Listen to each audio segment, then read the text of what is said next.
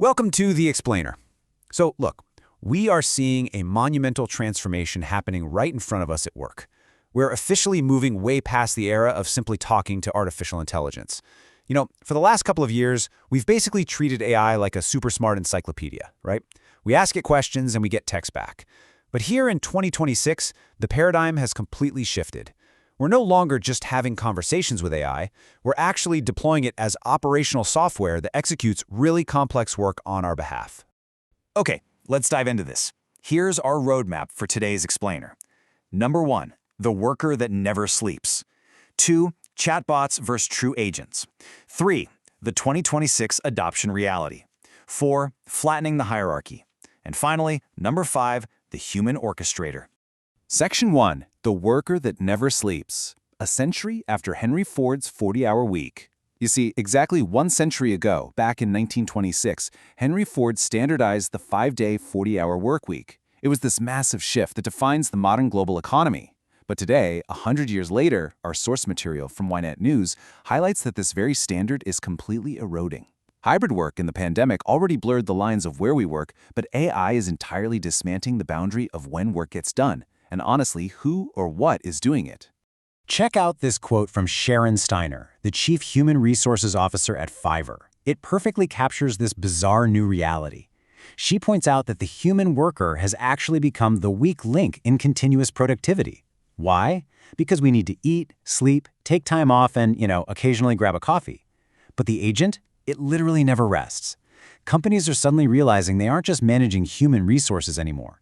They're managing machine resources that just stay clocked in 24/7. Moving on to Section 2, chatbots versus true agents, defining the technology. To really grasp this shift, we've got to draw a hard line between traditional AI tools and this current 2026 wave of agentic software. Because if you think an AI agent is just a faster version of ChatGPT, you are missing the revolution entirely. According to definitions synthesized from our sources, agentic AI is an artificial intelligence program that can pursue goals, use software or other tools, and take actions with some level of autonomy. I really want you to focus on those 2 words, autonomy and goals. It's not just answering a one-off query, it's independently navigating its way to a final endpoint. This brilliantly illustrates the exact difference. With Tool AI, think of your standard chatbot. You ask it to draft an email, it drafts the email, and then it just stops. It completely relies on that one-shot query. But then you have agentic AI, which handles goal-directed, multi-step tasks. So you don't ask it to draft an email, you ask it to resolve a customer's billing issue. It goes into your CRM, finds the data, applies the refund, drafts the email, and sends it, all on its own. It's using tools exactly like a human employee would. Section 3, the 2026 adoption reality. Cutting through the hype with enterprise data.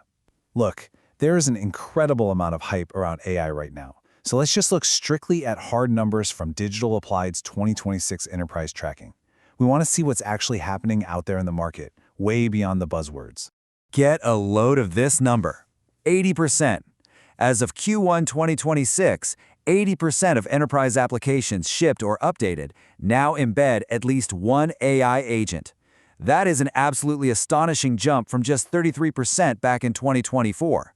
The software vendors have clearly made their choice. Agents are now the default interface.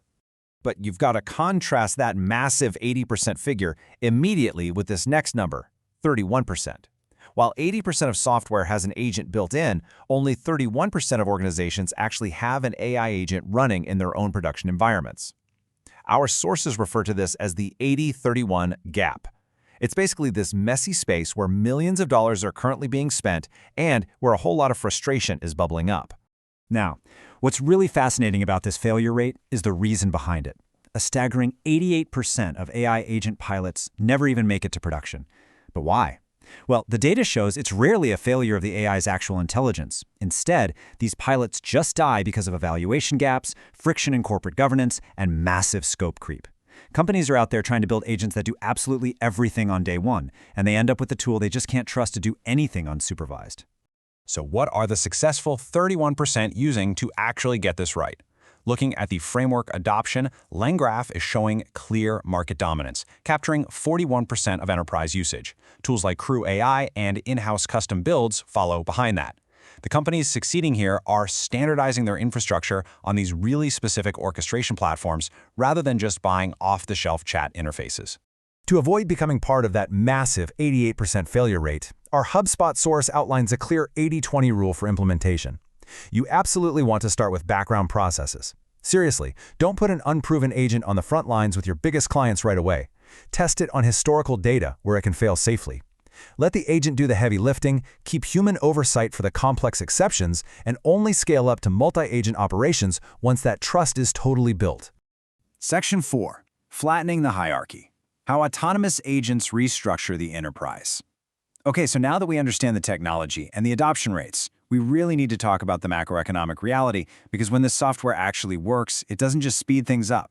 It physically reshapes corporate structures.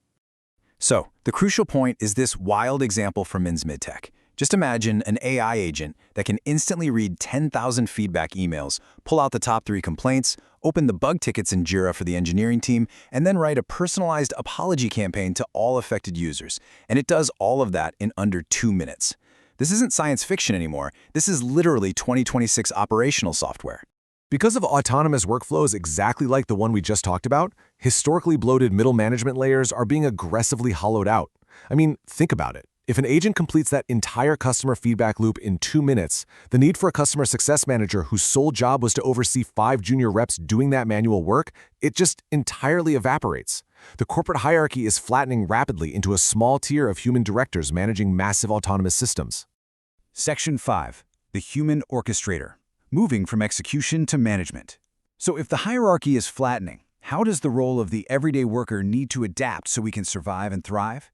Basically, we are moving from a world of pure execution into a world of management. Let's bring it back to Sharon Steiner from Fiverr. She notes that her own title of Chief Human Resources Officer is evolving. She actually considers herself a Chief Resource Officer now, blending both human and machine assets. As agents take over the execution layer, what remains for the human worker is coordination.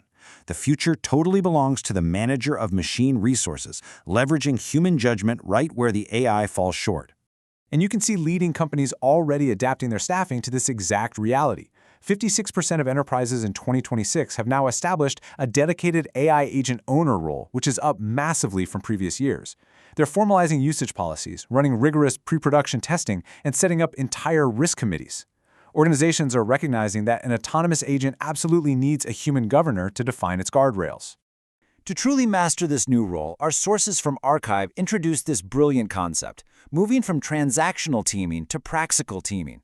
Now, transactional teaming is just basic outsourcing, like asking a chatbot for a lesson plan. It's discrete, it's a one-off, and it has no memory. Praxical teaming, on the other hand, is true orchestration. It's when a human provides continuous in-loop feedback to an agent, durably updating its models and governing its long-term goals. Make no mistake, this is the vital skill of the future. If you take away just one thing from this entire explainer, let it be this core philosophy. Humans oversee strategy, while advanced agents manage execution. The professionals who are going to dominate the rest of this decade are not the ones who can type the fastest or build the best spreadsheets. Not anymore. They are the ones who can build, govern, and orchestrate systems of agents to handle entire business functions autonomously. Which leaves us with one final, absolutely critical question for you to ask yourself as you look at your own workflow today. Are you simply executing tasks that a machine could learn, or are you stepping up to orchestrate the agents? The paradigm has shifted, folks. It's time to decide which side of the equation you want to be on. Thanks so much for joining me on this explainer, and keep learning.